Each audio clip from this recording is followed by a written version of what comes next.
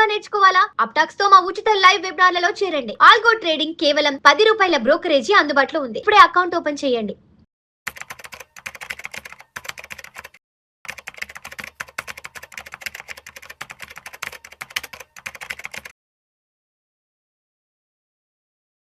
నమస్తే, నేను మీ వెల్తీ చక్రధర్. ఇవాళ చాలామంది చూడండి మమ్మల్ని అడిగే క్వశ్చన్ ఏంటంటే ఎస్ఐఎఫ్స్. సో ఎస్ఐఎఫ్స్లో మనం చేయొచ్చా, ఇంకా కొంచెం ఆగాల అనుకుంటున్నారండి. స్పెషలైజ్డ్ ఇన్వెస్ట్మెంట్ ఫండ్ని మిస్ కాకండి, ఎందుకంటే ఆల్రెడీ చాలా ఎస్ఐఎఫ్స్ మనకి మార్కెట్లో అందుబాటులో ఉన్నాయి.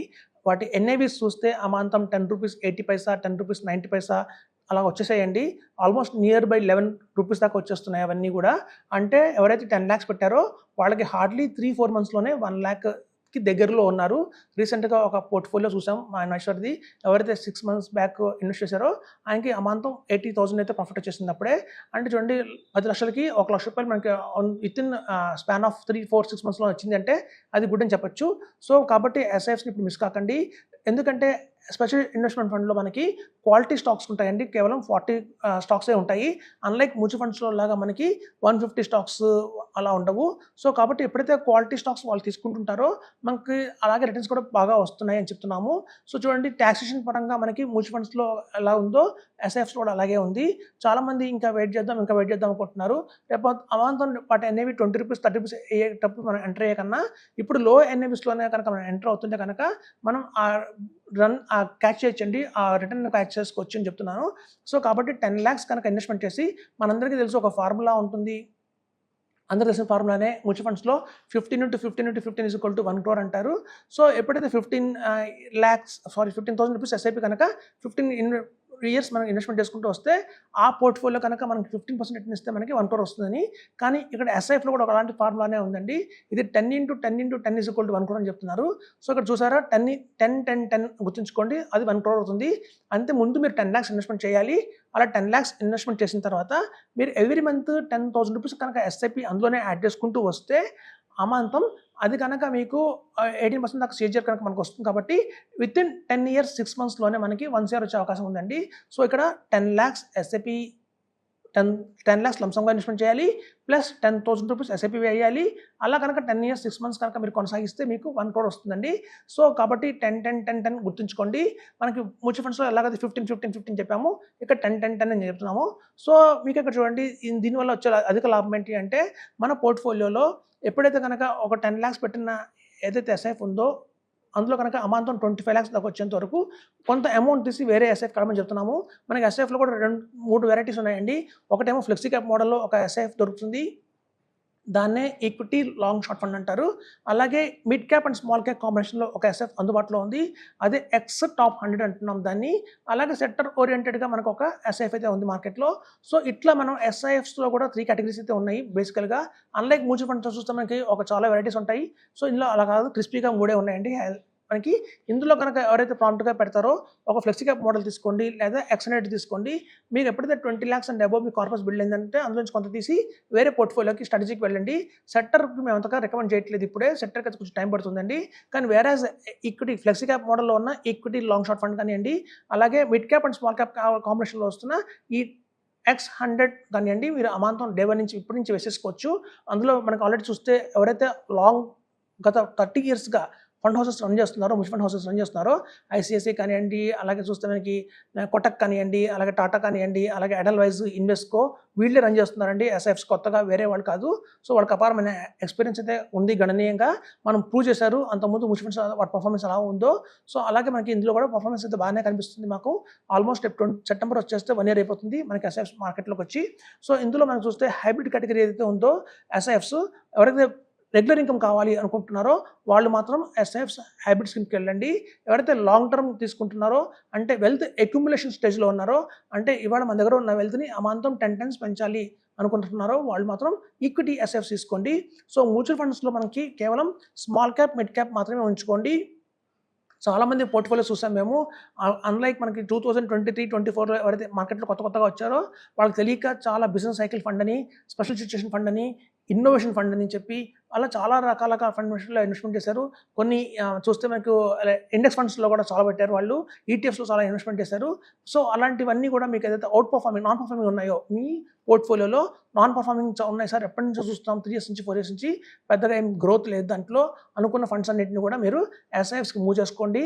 ఇది రైట్ టైం ఎస్ఐఎఫ్స్లో రావడానికి, ఎందుకంటే మార్కెట్ ఇప్పుడు కొంచెం స్టేబుల్ అవుతుంది. ఒక మంచి 2027-28 కల్లా కూడా మనం ఒక బుల్ రన్ చూసే అవకాశం ఉంది. సో ఇట్లాంటి టైంలో కనుక మనం ఎన్ఏవీస్ తక్కువలో ఉన్నాయి కాబట్టి 10 రూపీస్లో 10 రూపీస్ 50 పైసలు అవైలబిలిటీలో ఉన్నాయి కాబట్టి ఈ అమాంతం 20-25 రూపీస్ అయ్యే అవకాశం ఉంది. సో కాబట్టి ఇట్లాంటి టైంలో కనుక ఎవరైతే ఎస్ఎఫ్స్లో ఇన్వెస్ట్మెంట్ చేస్తారో వాళ్ళకి రిటర్న్స్ అయితే గ్యారంటీగా బాగా వస్తుందని చెప్తున్నాను. చూడండి, ఎస్ఎఫ్స్లో కూడా మనం 50 lakhs వచ్చేంత వరకు ఎస్ఎఫ్స్లో ఉండాలి. ఎప్పుడైతే అమాంతం మన పోర్ట్ఫోలియోలో 50 lakhs అండ్ 55 lakhs 60 lakhs వచ్చిందో పిఎంఎస్ కూడా షిఫ్ట్ అవ్వచ్చు. నెక్స్ట్ చాలామంది అనుకుంటారు సరే ఇలా షిఫ్ట్ అవుతున్నప్పుడు మనకి ఎగ్జిట్ లోడ్ పడుతుంది కదా, ట్యాక్స్ పడుతుంది కదా అనుకుంటారు. చూడండి, ఎగ్జిట్ లోడ్స్ ట్యాక్స్ అనేవి చాలా సింపుల్, చాలా చిన్న అనుకోవాలి. సపోజ్ ఇప్పుడంటే టీవీస్ అన్నీ మనకి వాల్మార్ట్ వస్తున్నాయి. సో మా చిన్నతనంలో టీవీలు అన్నీ కూడా పోర్టబుల్ టీవీ ఉండేది, బ్లాక్ అండ్ వైట్ టీవీ. అక్కడి నుంచి ఒక కలర్ టీవీ వచ్చింది. ప్రతి ఒక్క టీవీకి కింద టీవీ స్టాండ్ అనేది ఒకటి ఉంటుంది. మనం ఇంపార్టెన్స్ దేనికి ఇస్తామంటే టీవీకి ఇస్తామా, టీవీ స్టాండ్కి ఇస్తామా? ఫస్ట్ టీవీ కొంటాం, తర్వాత స్టాండ్ కొనుక్కుంటాం. అంతేకాని టీవీ స్టాండ్ ముందు కొని తర్వాత టీవీ కొనము. సో అలాగేనండి, మన రిటర్న్ ఏదైతే ఉంటుందో మన రిటర్న్ని మనం టీవీ లాంటిది, ఈ ట్యాక్సెస్ ఎగ్జిట్ లోడ్ అనేవి టీవీ స్టాండ్ లాంటిది. సో మనం ప్రయారిటీ ఇవ్వాల్సింది మన రిటర్న్కి. మనం ఎప్పుడు కడతాం ట్యాక్స్ అంటే మనకు వచ్చిన ప్రాఫిట్ 100 రూపీస్ వస్తే అందులో 80 రూపీస్ మనకి, 20 రూపీస్ గవర్నమెంట్కి. సో మనం ఈ 80 రూపీస్ని మనం అలా ప్రాపర్గా మల్టిప్లై చేస్తున్నాం అనేది మోస్ట్ ఇంపార్టెంట్ చూడాలి. ఆ వెళ్ళిపోతున్న 20% కోసం 12.5% కోసం చూడకూడదు. అలాగే ఎగ్జిట్ లోడ్స్ కూడా మనం చూస్తే 1 year దాకానే 1% ఉంటుందండి ఎగ్జిట్ లోడ్. మనకి 1 year లెస్ దాన్ 1 year అయితే కనుక చాలా మందికి తెలియని విషయం ఏంటంటే కొన్ని ఎగ్జిట్ లోడ్స్ మొత్తం ఇయర్కి 1% అనుకుంటారు. అలా కాదు, 6 months దాకానే 1%, 6 months నుంచి తర్వాత 0.5% ఉంటుంది exit load. So exit load తగ్గిపోతూ ఉంటాయి. కొన్ని కొత్తగా వస్తున్న మ్యూచువల్ ఫండ్స్లో అయితే 3 monthsకే వాళ్ళు పెట్టారు, తర్వాత ఎగ్జిట్ లోడ్ ఉంటుంది అంటున్నారు. సో ఇట్లా అన్నిటికీ ఒకటే ఎగ్జిట్ లోడ్ ఉండదండి, మారుతూ ఉంటుంది. సో కనుక మనం ఇన్వెస్ట్మెంట్ చేసి ఒకవేళ 1 year అయింది అంటే మాత్రం అన్నింటిలో కొన్ని ఫండ్స్కి మాత్రమే 1% ఎగ్జిట్ లోడ్ ఉంటుంది, కానీ కొన్నిటికి మాత్రం 0.5% ఉంటుంది. అది చూడండి, 1% ఆన్ 10 lakhs అనుకున్న, 1% ఆన్ 0.5% ఆన్ 10 lakhs అనుకున్న చిన్న అమౌంటే మనకు వచ్చే రిటర్న్స్ కంపేర్ చేస్తే ఎగ్జిట్ లోడ్స్ మనం పట్టించుకోకలేదు, ఇగ్నోర్ చేయొచ్చు. సో వీటిని భూతత్వంలో చూసి మనం కనుక బయటకు రాకుండా మ్యూచువల్ ఫండ్స్లోనే ఉంటే కనుక మనం రాబోయే రోజుల్లో 3% ఎక్స్ట్రా రిటర్న్ కోల్పోతున్న వాళ్ళం అవుతాము. దాన్ని కంపేర్ చేస్తే దగ్గర 20 yearsలో అలా కనుక లాంగ్ టర్మ్లో ఆన్ చేస్తే దగ్గర ఆ రిటర్నే మనకి 2 CR 3 CR దాకా ఉంది. మనం గతంలో ఒక ఎపిసోడ్ చేసాము. 1 crore కనుక మ్యూచువల్ ఫండ్స్లో పెడితే ఎంత వస్తుంది, అలాగే ఎస్ఎఫ్లో ఎంత పెడితే ఎంత వస్తుంది, పిఎంస్లో పెడితే ఎంత వస్తుంది చెప్పుకున్నాము ఆ రోజున. ఆ రోజు మనం చూస్తే మొత్తం 1 crore 20 years కనుక వెయిట్ చేస్తే మ్యూచువల్ ఫండ్స్ మనకు వచ్చేది 16 కోట్లే. వేరేస్ మనకి ఇక్కడ మనం చూస్తే ఇంకా 10 కోట్లు ఎక్స్ట్రా వచ్చింది ఎస్ఐఎఫ్లో. సో మనం ఎగ్జిట్ లోడ్స్ గురించి ఆలోచించుకుంటూ మనం మిస్ అయితే కనుక రిటర్న్ని ఓవర్ పీరియడ్ ఆఫ్ టైం ఒక లాంగ్ టర్మ్లో మనం నష్టపోయిన వాళ్ళే అవుతామని చెప్తున్నాను. సో కాబట్టి నిర్మోహమాటంగా ఎగ్జిట్ కొట్టండి, ఏం కాదు. నాన్ పర్ఫార్మింగ్ ఫండ్స్ ఉంచుకుంటే కన్నా వాటిని ఎగ్జిట్ అయిపోయి పర్ఫార్మింగ్ వాటికి మారటం వల్ల ఎటువంటి నష్టం లేదని చెప్తున్నాను. సో అదండి, కాంపౌండ్ ఇంట్రెస్ట్ పోతుందని కొంతమంది అంటున్నారు.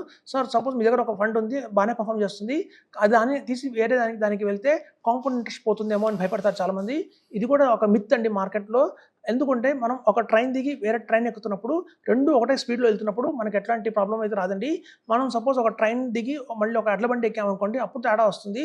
సో మనం కనుక ఒక ఈక్విటీలో ఉన్న మ్యూచువల్ ఫండ్స్ కానివ్వండి, అలాగే చూస్తే మనకి తీసుకుంటే ఎస్ఐఎఫ్ కానివ్వండి, పిఎంఎస్ కానివ్వండి, వీటి మధ్యలో స్విచ్ అవుతున్నందువల్ల మీకు కాంపౌండింగ్ ఇంట్రెస్ట్ అయితే ఏమి ఎఫెక్ట్ కాదు. ఎందుకని చూడండి, మనం మ్యూచువల్ ఫండ్స్ ఒక బస్సు అనుకుందాము, మనం బస్సు దిగి ఒక ట్రైన్ లాంటి ఎస్ఐఎఫ్కి వెళ్తున్నాము. సో స్పీడ్ ఇంకా పెరిగింది తప్ప తగ్గలేదు. సో అట్లాంటి వాటికి వెళ్ళడం వల్ల మీకు కాంపౌండ్ ఇంట్రెస్ట్ ఏం నష్టపోదు. అలాగే రేపొద్దున ఎస్ఐఎఫ్లో మీకు వచ్చింది 50 lakhs వచ్చింది. సో మన ఎస్ఐఎఫ్ని మనం ట్రైన్తో కంపేర్ చేస్తున్నాము, వేరే పిఎంఎస్ని మనం ఫ్లైట్ అనుకుంటున్నాం, ఏరోప్లెయిన్. సో మనం ట్రైన్ దిగి ఏరోప్లెయిన్ ఎక్కడం వల్ల మంచిదే తప్ప స్పీడ్ ఇంకా పెరిగింది తప్ప తగ్గలేదు. సో కాబట్టి కాంపౌండ్ ఇంట్రెస్ట్ ఎప్పుడు కూడా మీరు నష్టపోవట్లేదు. మీరు మనం బస్ నుంచి ట్రైన్కి, ట్రైన్ నుంచి ఫ్లైట్కి ఎలా మారుతామో అట్లాగే మీరు మ్యూచువల్ ఫండ్స్ నుంచి ఎస్ఐఎఫ్స్కి, ఎస్ఐఎఫ్స్ నుంచి పిఎంఎస్కి మారిపోండి. సో అలా ఎవరైతే మారుతూ వెళ్తారో వాళ్ళే మనకి క్రోర్స్ అనేది అక్యుములేట్ చేస్తారు. అంతేగాని అక్కడ మనం మ్యూచువల్ ఫండ్స్లోనే కంటిన్యూ చేస్తే మాత్రం మనకి రిటర్న్స్ అయితే అనుకున్నట్టుగా రావని చెప్తున్నాను. Thank you.